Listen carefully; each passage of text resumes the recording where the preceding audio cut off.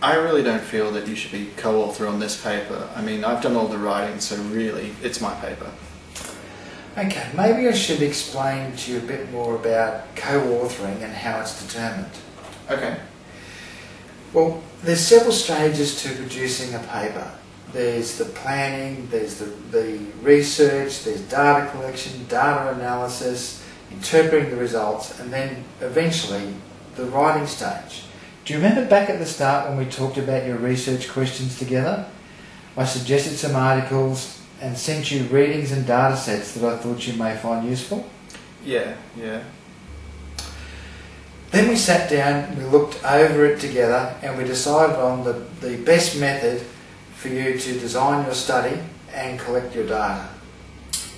Yeah, I guess I do remember that. It was just such a long time ago, I'd almost forgotten. Then you came to see me when you collected your data, and we worked out that you were best to analyse the data and make some sense of all the numbers.